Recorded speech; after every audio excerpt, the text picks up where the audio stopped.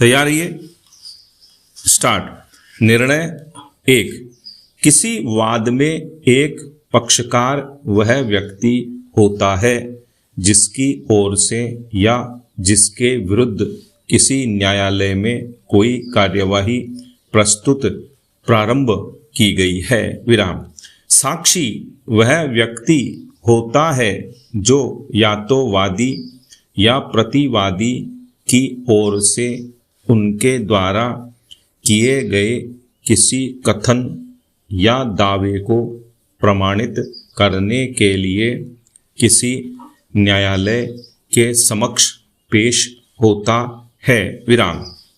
वाद के पक्षकार या साक्षी को न तो सिविल प्रक्रिया संहिता के अंतर्गत परिभाषित किया गया है और न ही किसी अन्य संविधि में। विराम।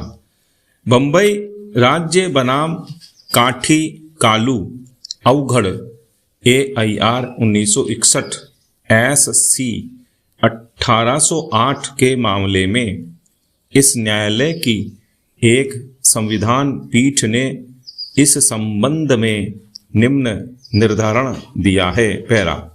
एक साक्षी होने का तात्पर्य एक ऐसे व्यक्ति के द्वारा मौखिक कथन या लिखित कथन के माध्यम से सुसंगत तथ्यों के संबंध में जानकारी प्रदान करना है जो किसी न्यायालय को संसूचित किए जाने वाले तथ्यों की निजी जानकारी रखता है। विराम।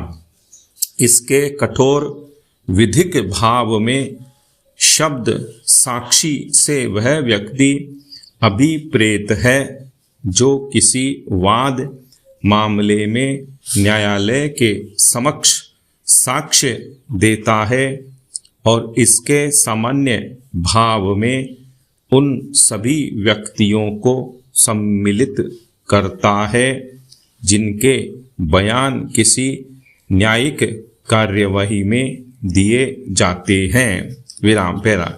इस मामले में उच्च न्यायालय ने अपने निर्णय में कहा है कि एक पक्षकार वादी / प्रतिवादी को एक साक्षी के समान नहीं माना जा सकता है क्योंकि CPC के अंतर्गत किसी वाद के पक्षकार और किसी वाद के साक्षी के बीच में स्पष्ट अंतर किया गया है। विराम।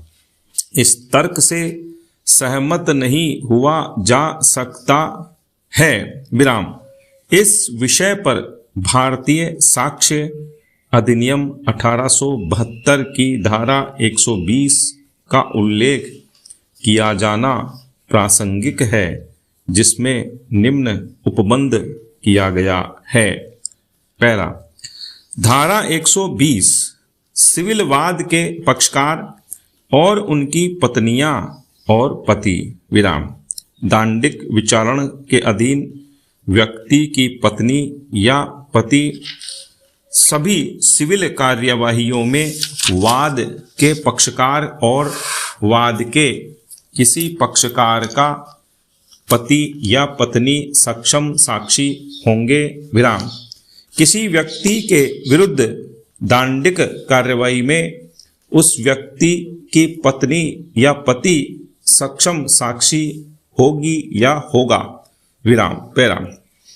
सिविल प्रक्रिया संहिता के आदेश 16 नियम 21 और 14 में भी यह स्पष्ट उपबंध है कि सम्मानित पक्षकारों पर भी साक्षियों विषयक नियम लागू होंगे और न्यायालय ऐसे साक्षी को समन कर सकता है जिनमें निम्न उपबंध किए गए हैं। पैरा। 1 आदेश 16 नियम 21 साक्षियों विषयक नियम सम्मानित पक्षकारों पर लागू होंगे जहां वाद के किसी पक्षकार से साक्ष्य देने या दस्तावेज पेश करने के लिए अपेक्षा की गई है वहां साक्षियों विषयक उपबंध वहां तक लागू होंगे जहां तक कि वे लागू होने योग्य हों।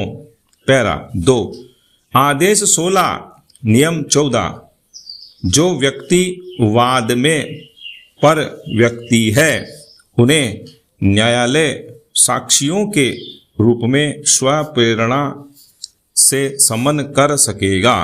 हाजिरी और उपस्थिति के बारे में इस संहिता के उपबंधों और तत्समय प्रवृत्त किसी विधि के अधीन रहते हुए जहां न्यायालय किसी भी समय यह आवश्यक समझता है कि किसी ऐसे व्यक्ति की परीक्षा की जाए जिसके अंतर्गत वाद का पक्षकार भी है और जो वाद के पक्षकार द्वारा साक्षी के रूप में नहीं बुलाया गया है, वहां न्यायालय स्वप्रेरणा से ऐसे व्यक्ति को ऐसे दिन जो नियत किया जाएगा साक्ष्य देने के लिए या अपने कब्जे में की गई कि कोई दस्तावेज पेश करने के लिए साक्षी के रूप में समन करवा सकेगा और साक्षी के रूप में उसकी परीक्षा कर सकेगा या उससे दस्तावेज पेश करने के लिए अपेक्षा कर सकेगा। विराम।